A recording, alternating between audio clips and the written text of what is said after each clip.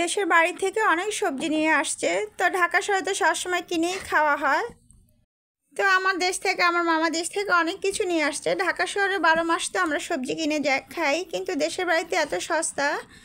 তো এই জন্য দেশে এই টাইমে যাওয়া হয়েছে, সেই জন্য আনা হয়েছে। তো আসসালামু আলাইকুম, সবাই কেমন আছেন? আলহামদুলিল্লাহ, নিশ্চয়ই ভালো আছেন, আমরাও ভালো আছি।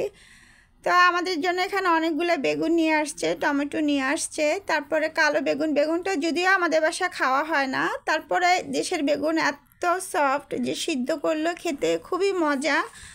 আমরা আরও খেয়ে ফেলছি। তো এগুলো বাকিগুলো ছিল, সেগুলোই বের করে আপনাদের সাথে একটু শেয়ার করলাম। যেহেতু সব কিছুই শেয়ার করি, আমি কী করি না করি, তো এগুলো একটু শেয়ার করলাম আপনাদের জন্য। তো দেশের বাড়িতে চালতা গাছ ছিল, চালতা গাছটা কেটে ফেলছে। তো এখানে আপু, আমার দেশের যে আপু আমাদেরকে এগুলো পাঠাইছে, সেগুলো চালতাগুলো সিদ্ধ করে ফ্রিজে ডিপ ফ্রিজিং করে রেখে দিয়েছে। আমরাও বাসায় দেখা যায় এরকম চালতা আনলে, করার সময় না থাকলে এরকমভাবে করে রেখে দেই। তো এইভাবে করে রাখলে দেখা যায় অনেক সময় থাকে না, জিনিস নষ্ট হয়ে যায়। এভাবে সিদ্ধ হালকা একটু হলুদের গুঁড়ো দিয়ে সিদ্ধ করে ছেঁকে রেখে দিলে যখন আপনার ইচ্ছা হবে আনসিজন, মানে যখন চালটা থাকবে না, তখন এভাবে আচার বানিয়ে খেতে পারবেন। যে কোনোই টক ফল, সেটা আম হোক, জলপাই হোক। এখন তো আল্লাহর রহমতে 12 মাসই 12 ফল পাওয়া যায়, টক ফলগুলা। তো যারা আবার অনেকে টক খেতে পছন্দ করে, আমার দেশের বাড়িতেও দেখছি আমার নানু ভাতের মাড় দিয়ে চালতা দিয়ে টক করতো, খুবই মজা লাগতো। তো আসলে দিন চলে যায়, মানুষও চলে যায়, মানুষের হাতে সেই মজাগুলো আর থাকে না।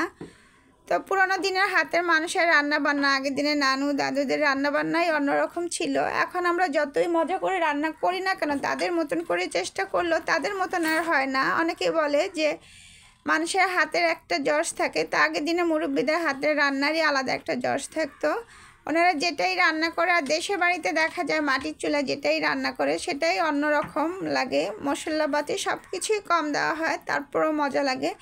আগের দিনে রান্নাবান্নার স্টাইলই ছিল অন্যরকম, খেতে খুবই মজা লাগতো। আর আমরা দেখা যায় ঢাকা শহরবাসী কিছু করার নাই, ফ্রিজে এনে সব কিছু রেখে দেয়, 1 সপ্তাহ 15 দিন লাগে সেটা খাই। সেই জন্য হয়তো অতটা ভালো লাগে না, মনে হয় খাওয়ার জন্য খাওয়া, এছাড়া আর কিছু না। তো আমাদের দেশে থেকে অনেক চাল নিয়ে আসছি। তো দেখতে দেখতে আলহামদুলিল্লাহ সামনের মাসে হয়তো রোজা হবে। তো রোজা হবে, সেই জন্য আমরা দেশের থেকেই দেখা যায় আমাদের ভাতের চাল এবং সব আতপ চাল, পোলা চাল সব কিছু দেশের থেকেই আনা হয়। দেশের থেকে বলতে নিজেদের গৃহস্থী করা জিনিসই দেশে করা হয়।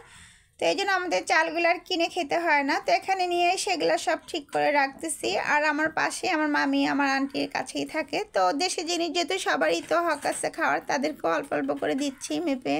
আর রোজার সময় দেখা যায় একটু খিচুড়ি, পোলাও সব কিছুই, কারণ প্রতিদিন পেঁয়াজি বুট খেতে খেতে মানুষ অনীহা চলে আসে, তখন একটু ভিন্ন রকম করে ইফতারি বানিয়ে খাওয়া যায়। তো থাকলে দেখা যায় 1 পদ চাল দিয়ে অনেক সুন্দর একটা ইফতারি হয়ে যায়, ইফতারি খাওয়ার জন্য সুবিধা হয়। তা আমাদের সবসময় দেখা যায় দেশ থেকে পোলা চালটাও নিয়ে আসা হয় 10 কেজি করে। তো দেখা যায় মাস চলে যায়, রোজার মাস গিয়েও থাকে, আর দেখা যায় অনেক মানুষকেও খাওয়াতে হয়। তো তখন এই জন্য একটু বেশি লাগে, এই জন্য একবারে এনে রেখে দিয়েছি।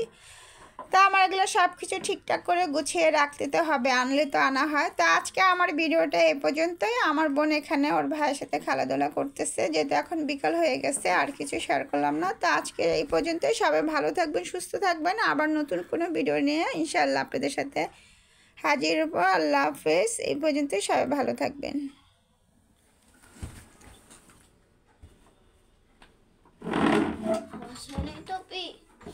এখন আমি দেখবো আওয়াজ হয়েছে।